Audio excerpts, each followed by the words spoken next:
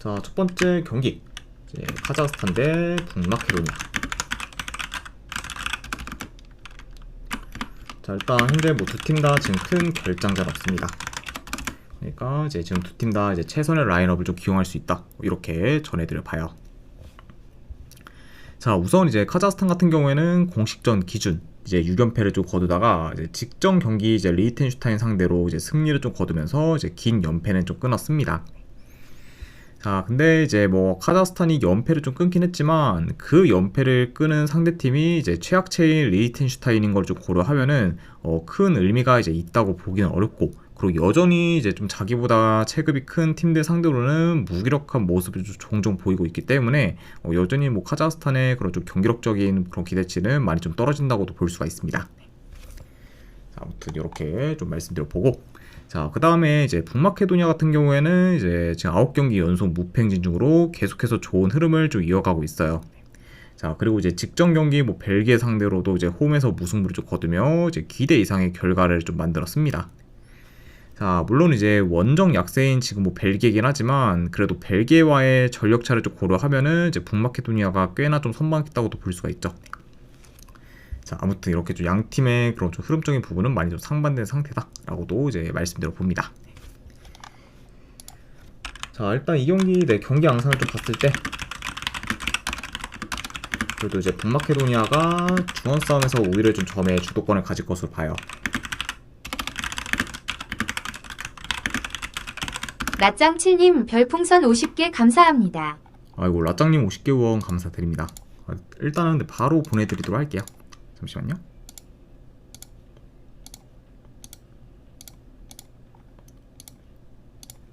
네, 방금 보내드렸으니까 쪽지 한번 확인하시면 되실 것 같습니다. 그리고 다시 한번 후원 감사드립니다. 어제 건가요?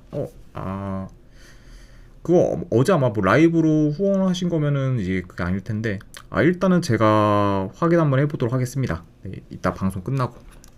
네. 아무튼 네, 계속 이제 이어서 가보도록 할게요. 자, 그래서 일단 뭐 주도권을 좀 가질 것으로 좀 보고, 그리고 이제 카자흐스탄 같은 경우에는 이제 롱볼 비중이 좀 크면서 이제 지금 전진성 및 지금 공격 전개가 이제 다소 좀 안 좋기 때문에 지금 현재 북마케도니아의 그런 견고한 수비를 카자흐스탄이 좀 뚫기는 다소 좀 버거울 것으로 봅니다.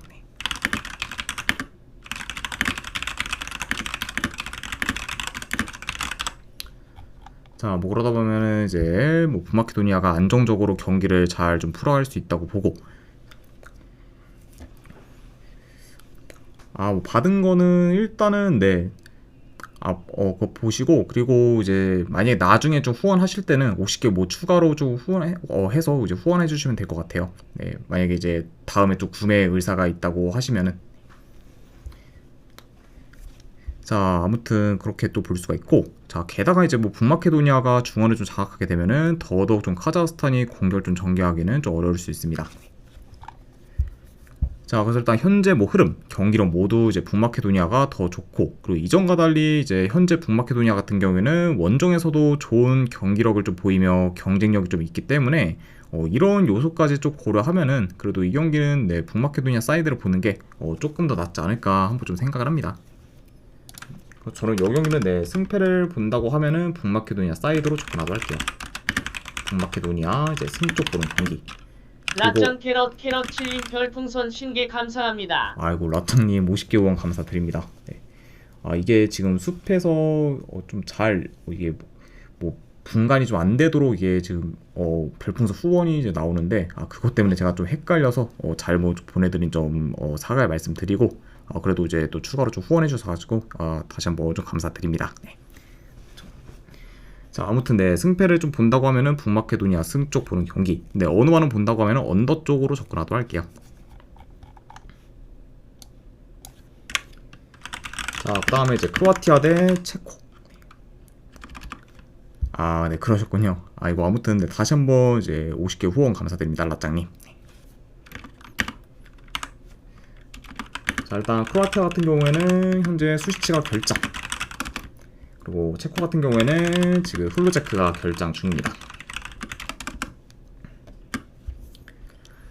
자, 일단 이제 크로아티아 같은 경우에는 직전 월드컵 예선 경기에서 지브롤터 상대로 이제 원정에서 7대0 대승을 좀 거두며 이제 쾌조의 스타트를 좀 끊었습니다. 그래서 일단 뭐 네이션스 리그 8강전에서는 뭐 프랑스 상대로 이제 연장전 접전 끝에 이제 아쉽게 졌지만 그래도 이제 이후에 지브롤터 상대로 이제 대승을 좀 거두면서 빠르게 좀 분위기를 좀 환기시켰다고 또 볼 수가 있네요. 자, 그리고 이제 원정팀 뭐 체코 같은 경우에는 현재 8경기 연속 지금 무패행진 중으로 상세를 좀 타고 있고, 그리고 공식전 기준 홈에서는 7연승을 좀 이어가며 이제 극강의 모습을 좀 보이고 있습니다. 자, 다만 근데 체코 같은 경우에는 이제 홈과 달리 원정에서의 성적은 썩 좋지가 못하고, 그리고 최근에 이제 최악체인 지브롤터 상대로 이긴 걸 제외하면은 원정 승이 없을 만큼 원정에서의 경쟁력은 좀 많이 좀 떨어지는 편입니다. 자, 그만큼 이제 체코 같은 경우에는 지금 홈과 원정에서 좀 경기력 편차가 이제 좀 크고, 그리고 이제 그러다 보니까 이제 성적 또한 이제 홈과는 많이 좀 대비되는 모습을 좀 보이고 있다고도 이제 볼 수가 있죠. 자, 게다가 이제 뭐 체코 같은 경우에는 지금 원정에서는 중원 장악력이 좀 많이 좀 떨어지고, 그리고 종종 이제 공격 템포도 끊기면서 지지부진한 모습을 좀 보이고 있기 때문에 이런 뭐 체코 상대로는 그래도 크로아티아가 이제 좀 중원 싸움에서 우위를 점해 공격을 좀 주도하면서 자기 페이스대로 경기를 좀 끌어갈 것으로 봅니다. 자, 그리고 이제 이번 경기 뭐 체코 같은 경우에는 비교적 좀 소극적으로 좀 플레이하며 버티다가 이제 후반으로 가면서 이제 크로아티아의 그런 에너지 레벨이 좀 떨어졌을 때 좀 서서히 좀 적극적인 좀 플레이로 전환할 수도 있다고 봐요. 좀 그러다 보면은 이제 좀 초반에는 이제 비교적 이제 체코가 더 소극적인 좀 플레이를 좀 보일 가능성이 높다. 이렇게도 한번 예상을 해봅니다. 자, 근데 뭐 그래도 지금 뭐 체코의 좀 저조한 원정 경기력 및 원정에서는 뭐 자기와 좀 비슷하거나 레벨이 높은 팀들 상대로는 좀처럼 이기지를 못하고 있다는 점까지 고려하면은 그래도 이 경기는 크로아티아 사이드를 보는 게 더 낫지 않을까 한번 좀 생각을 합니다. 자, 게다가 이제 크로아티아 같은 경우에는 뭐 당장 최근 홈 경기에서 뭐 프랑스 상대로 이제 2대0 승리를 거둔 전적도 있기 때문에 이런 뭐 요소까지 다 고려한다고 하면은 저는 요거는 그래도 크로아티아 사이드 쪽으로 접근하는 경기로 가져가도록 하고, 그리고 이제 어느만은 본다고 하면은 이것도 언더 사이드 보도록 할게요. 그래서 크로아티아 승의 2.5 기준 언더로 접근하도록 하겠습니다. 자, 그 다음에 이제 벨기에 대 이제 웨일스 경기. 자, 일단 벨기에 같은 경우에는 지금 주전 키퍼인 이제 쿠르트아가 결장 중입니다. 자, 그리고 이제 또 다른 이제 주축 키퍼인 이제 카스텔스 같은 경우에는 최근에 국가대표를 좀 은퇴했기 때문에 이제 더 이상 이제 벨기에 좀 국가대표에 이제 소집될 일이 없다. 이렇게도 말씀드려 봐요. 자, 그리고 이제 원정팀 웨일스 같은 경우는 주전 수비수 1명이 결장 중입니다. 자, 우선 이제 벨기에 같은 경우에는 최근 네이션스 리그 승강 플레이오프에서 우크라이나를 꺾으며 이제 흐름이 좀 살아나나 했지만 이제 직전 경기 북마케도니아 상대로 원정에서 무승부를 좀 거두며 기세를 좀 이어가지는 못했습니다. 자, 그래서 일단 뭐 리디 가르시아 감독 체제로 전환되었음에도 여전히 원정에서는 주춤하고 있는 좀 현재 좀 벨기에라고도 볼 수가 있고, 자, 그리고 이제 웨일스 같은 경우에는 현재 9경기 연속 이제 무패행진 중으로 좋은 흐름을 좀 이어가고 있습니다. 자, 그리고 지금 이제 네이션스 리그에서는 전 경기 무패 행진을 좀 달성한 데 이어 이제 아직까지 월드컵 예선전에도 이제 패배한 경기가 이제 단 한 개도 없습니다. 자, 그만큼 일단 뭐 작년 이제 7월에 벨라미 감독이 부임한 이후에는 단 한 경기도 진 적이 없는 그 웨일스고, 그리고 그런 좀 좋은 흐름을 지금 계속해서 잘 이어가고 있다. 이렇게도 좀 평가할 수 있을 것 같네요. 자, 아무튼 이렇게 양 팀의 좀 최근 상황에 대해서 이제 전해드려 봤습니다. 자, 일단 뭐 그래도 뭐 벨기에가 홈에서 점유율을 좀 높게 가져가며 이제 경기를 좀 조율할 것으로 보고, 그리고 웨일스 같은 경우에는 기존보다는 라인을 좀 내려서 이제 수비적으로 좀 플레이하다가 이제 빠른 역습이나 좀 세트 피스를 통해 주로 좀 공격을 좀 풀어갈 수 있습니다. 자, 물론 이제 뭐 벨기에 뭐 경기력이 좀 그리 좋진 않지만 그래도 뭐 벨기에라는 그런 좀 네임밸류를 좀 고려하면은 웨일스가 무리하게 좀 라인을 올리기는 다소 좀 부담스러울 수 있다 보니까 웨일스 입장에서는 이 경기는 다소 좀 안정적인 경기 운영을 좀 추구할 수도 있다고 봅니다. 그다음에 이제 좀 더 뭐 이제 점유율을 좀 높게 가져갈 팀은 이제 벨기에라고 볼 수가 있고, 더 뭐 적극성을 좀 보일 팀도 벨기에일 수 있다. 이렇게 말씀드려 봐요.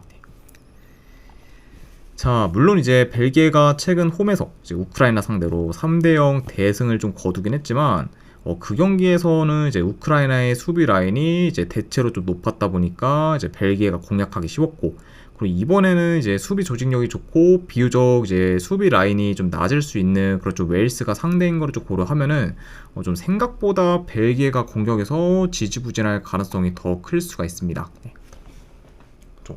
자, 게다가 지금 현재 뭐 흐름과 경기력이 좋고, 그리고 이제 벨라미 감독 부임 후 단 한 번도 지지 않은 그런 좀 웨일스를 벨기에가 이제 뭐 제 아무리 홈이라고 해도 쉽게 격파하기는 많이 좀 버거울 수 있다고 보니까 이런 요소를 고려한다고 하면은 요거는 저는 차라리 좀 안정적으로 웨일스 2프랜승으로 접근하는 게 더 나은 선택이지 않을까 한번 좀 생각을 합니다. 네.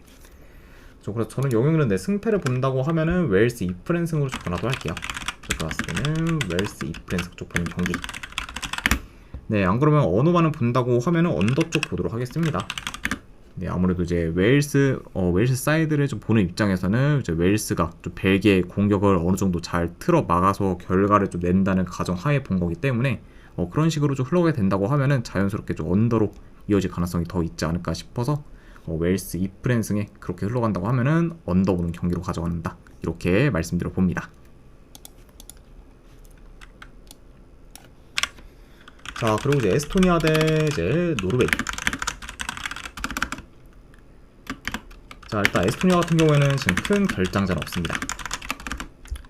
그리고 이제 노르웨이 같은 경우에는 주전 미드필더 한 명이 결장 중이에요. 자, 우선 이제 에스토니아 같은 경우에는 직전 경기 이제 이스라엘 상대로 수비가 크게 흔들리며 3골을 실점에 좀 패배를 했고, 그리고 최근 3경기 연속 멀티 실점 이상을 좀 기록 중으로 지금 수비 밸런스가 많이 좀 무너졌습니다. 자, 그만큼 확실히 좀 이제 좀 수비 뒷공간이 좀 잘 좀 뚫리면서 페널티 박스 진입을 좀 쉽게 허용하고 있고, 그리고 후방에서 좀 턴오버도 많으면서 현재 좀 에스토니아의 좀 수비는 많이 좀 불안정하다고도 볼 수가 있죠. 자, 그리고 이제 노르웨이 같은 경우에는 현재 지금 5연승 중으로 상승을 좀 타고 있고, 그리고 이제 직전 경기에서는 이탈리아 상대로 홈에서 3대0 대승을 좀 거두며 이제 압도적인 퍼포먼스를 좀 보였습니다. 네. 그래서 일단 뭐 전반전부터 이제 이탈리아의 수비 라인을 좀 붕괴시키며 이제 3골을 좀 기록했고, 그리고 이제 이탈리아의 공격도 잘 좀 차단하면서 공수 방면에서 전부 이제 압도하는 모습을 좀 보였습니다. 네. 자, 그만큼 지금 계속해서 좀 최상의 페이스를 이어가고 있는 좀 노르웨이라고도 볼 수가 있네요. 일단 이 경기도 내 경기 양상을 좀 봤을 때, 그래도 뭐 노르웨이가 중원을 좀 장악하며 이제 좀 에스토니아 진영에서 볼을 좀 길게 좀 점유할 것으로 봐요. 그리고 이제 뭐 침투, 뭐 컵백, 그리고 뭐 중거리 등 뭐 다양한 좀 공격 패턴을 좀 통해 현재 지금 헐거 좀 에스토니아의 좀 수비를 잘 공략할 것으로 봅니다.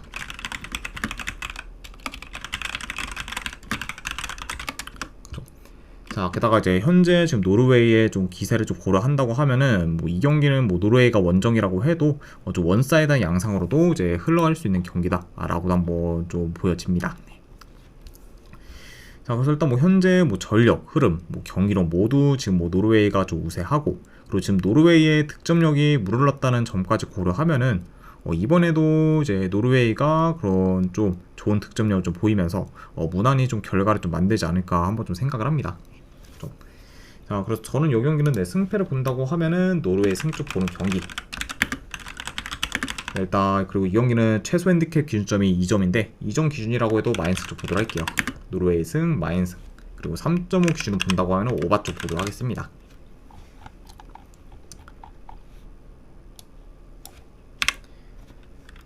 자, 그 다음에 이제 이탈리아 대 몰도바. 자, 이탈리아 같은 경우에는 현재 본조르노, 또 아체르비, 그리고 가비아가 결장 중입니다. 자, 그러면서 이제 어느 정도 좀 수비에서의 좀 전력 누수가 큰 그런 또 이탈리아라고 볼 수가 있고, 그리고 원정팀 몰도바 같은 경우에는 주전 미드필더 1명, 그리고 수비수 1명이 결장 중이라고 볼 수가 있어요. 자, 우선 이제 이탈리아 같은 경우에는 최근 네이션스 리그 8강전에서 독일 상대로 지며 좀 탈락을 했고, 그리고 이제 당장 직전 경기에서는 노르웨이 상대로 3대0 대패를 좀 당하며 이제 무기력한 모습을 좀 보였습니다. 자, 그리고 지금 이제 이탈리아 같은 경우에는 4경기 연속 이제 승이 없는 상태로 페이스가 많이 좀 떨어졌기 때문에 이탈리아 입장에서는 좀 빠르게 좀 흐름 전환이 좀 필요한 상황이다라고도 볼 수가 있네요. 자, 그리고 이제 원정팀 몰도바 같은 경우에는 이제 2년 전부터 이제 강팀들 상대로 줄곧 좋은 결과를 좀 16님 별풍선 50개 감사합니다. 아이고 16님 50개 후원 감사드립니다. 일단은 바로 조합이랑 추천표 보내드리도록 할게요.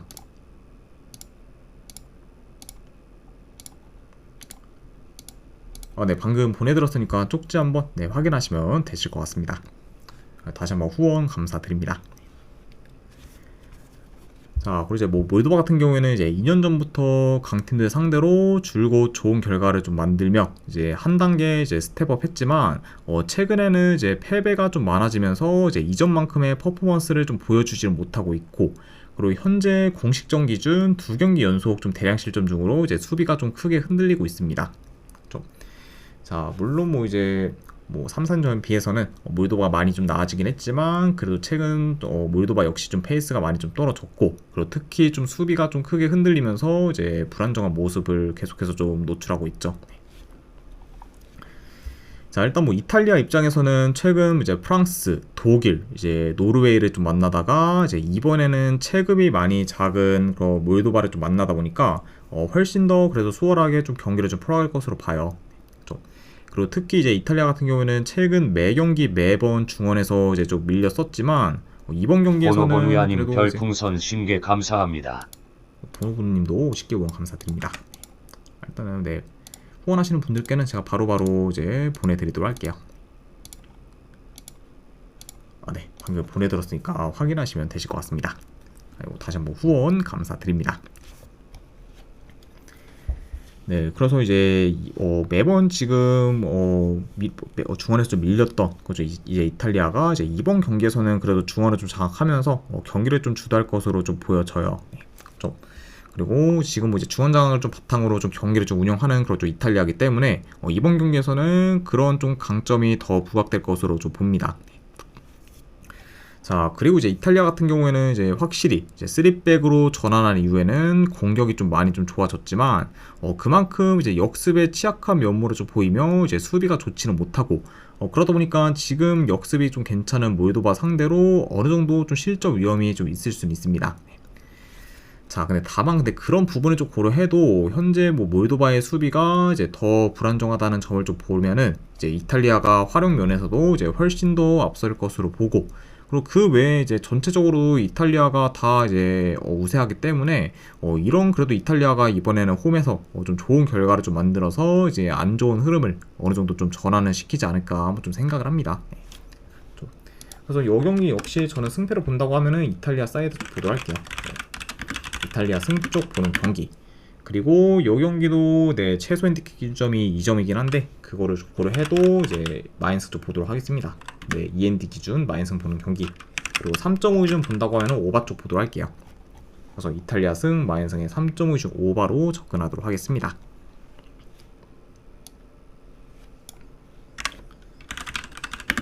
자, 그 다음에 이제 페루제도 대 이제 지브롤터.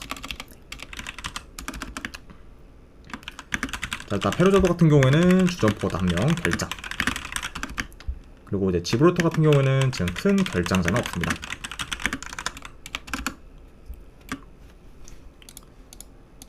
자, 우선 이제 페루제도 같은 경우에는 현재 4연패 중으로 지금 흐름이 안 좋고, 그리고 공식전 기준으로 봤을 때 3년 가까이 홈에서 이긴 적이 없을 정도로 지금 기나큰 그런 좀 홈 무승 행진을 좀 이어가고 있습니다. 자, 그래서 일단 공식전 이제 홈 경기에서 페루제도가 마지막으로 이긴 게 이제 22년 9월 경기일 정도로 지금 현재까지 오랫동안 지금 홈 승리가 없는 상황이라고 볼 수가 있습니다.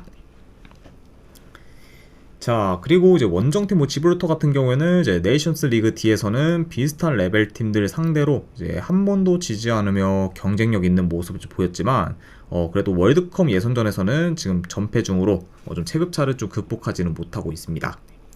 자, 그리고 이제 당장 이제 직전 경기에서는 크로아티아 상대로 이제 좀 7대0 대패를 좀 당하기도 했었죠. 자, 아무튼 이렇게 두 팀의 좀 상황에 대해서 이제 말씀드려봤고, 자, 이 경기도 경기 양상을 좀 봤을 때 일단 템포 자체는 좀 느린 템포로 좀 흘러갈 것으로 봐요. 뭐 페루제도나 뭐 지브롤터 두 팀 다 템포가 많이 좀 느린 편이다 보니까 이런 점을 좀 고려한다고 하면은 자연스럽게 좀 경기 템포는 좀 느리게 흘러갈 수 있고, 자 그리고 이제 페루제도가 뭐 점유율은 높게 가져갈 수 있다고 봅니다.